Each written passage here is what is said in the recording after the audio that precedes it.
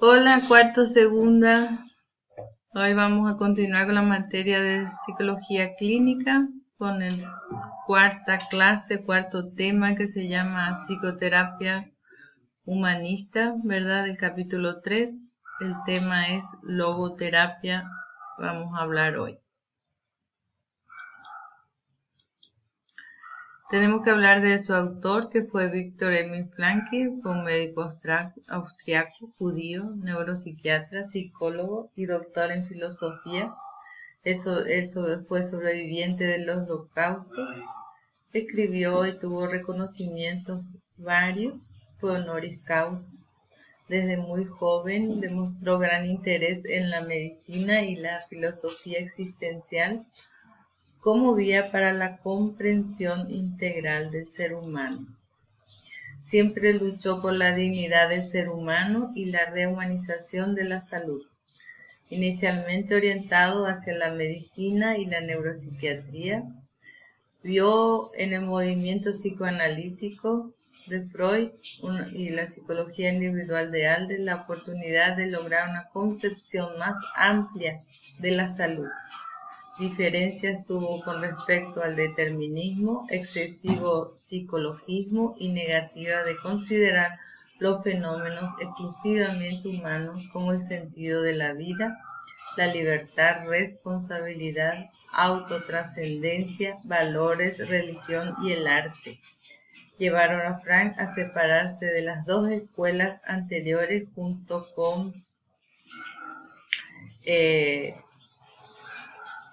Oswald Schwartz y Rudolf Allers, de quien fue su discípulo, y consolidar su propio pensamiento.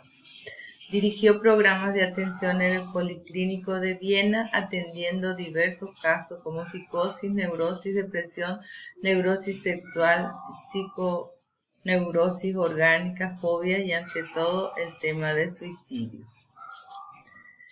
Su reseña bibliográfica nace en 1905 en Viena el 26 de marzo. En 1923 se gradúa en sus estudios superiores. Acude a la Universidad de Viena especializando en neurología y psiquiatría, y especialmente en depresión y suicidio. Fue presidente del Movimiento Juvenil de Austria. Estudió un programa de conserjería mientras que era estudiante. Y hizo un estudio sobre la estadística de cero de suicidios dentro de los estudiantes. Fue invitado en Berlín por William Reich, fue médico residente del Hospital Psiquiátrico de Sinfold en Viena, quedando responsable de los casos suicidas. En 1937 comienza su clínica privada y que es cerrada tras la anexión de los nazis en Austria en 1938. Trabajó en el hospital de Rothschild, único que admitió judíos, y queda como jefe del departamento de neurología, y salva varios pacientes del programa nazi de eutanasia. Él escribió varios libros, publicó 30, se fueron traducidos varios en varios idiomas numerosos, dio conferencias, promovió centros de promoción de logoterapia, viajó por diferentes países, continente americano, estuvo en México y también en Argentina, donde fundó los centros de la Asociación de Logoterapia. Viajó en la India, Australia y en varios países de Europa.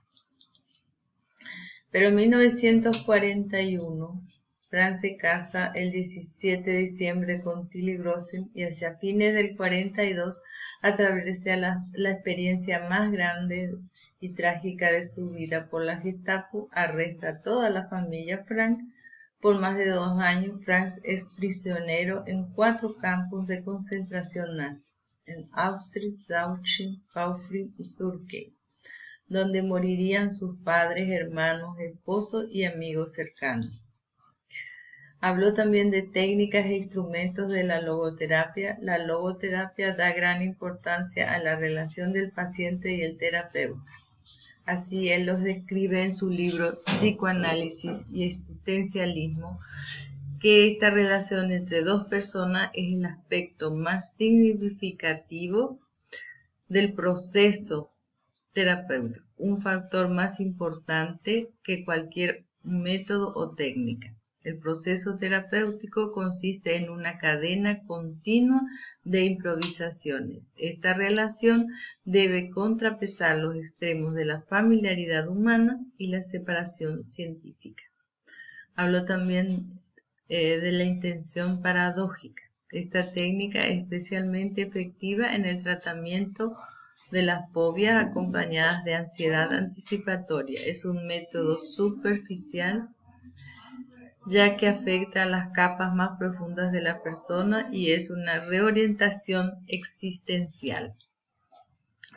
Habló también de los fundamentos filosóficos y conceptos básicos. Uno de los mayores problemas del ser humano de fines del siglo XX es encontrarse carente de significado. Se vive una fuerte crisis de identidad o pérdida del sentido de significación.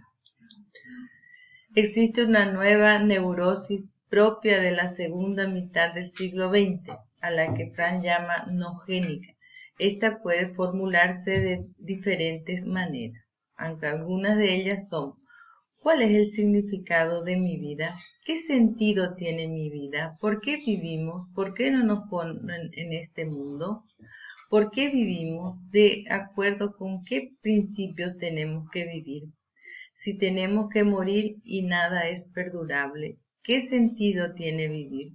En 1988, en su obra La voluntad de sentido, comentó que el 20% de las neurosis que encontró en su práctica clínica tenían un origen neogénico. Esto quiere decir que se derivan de la carencia del sentido vital. Frank habla del análisis existencial y la logoterapia, que son aspectos de una misma realidad. El análisis existencial hace referencia a un método de análisis y el análisis existencial se considera a sí mismo como un análisis antropológico. Es un análisis sobre la existencia humana. La logoterapia es la implementación práctica del análisis existencial. Aunque estos términos se pueden usar indistintamente en este momento con mayor claridad, se tratarán en forma separada. La dimensión existencial se caracteriza por tres notas específicamente humanas: la libertad, la responsabilidad de esa libertad que surgen como manifestaciones de la espiritualidad de la persona. El autor habla de tres tipos de análisis: el análisis somático, psicológico, existencial. Vamos a hablar entonces del análisis somático.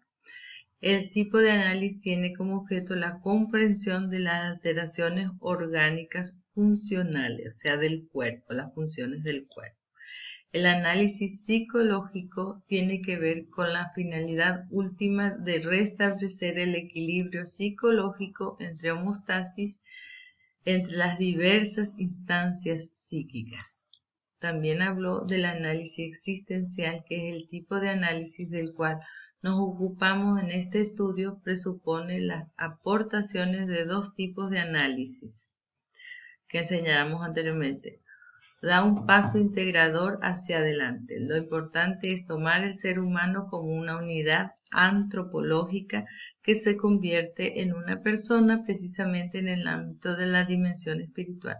Lo específicamente propio del ser humano es su libertad y responsabilidad. Libertad y responsabilidad para la libertad son la esencia de la existencia auténticamente humana. Vamos a parar un momentito.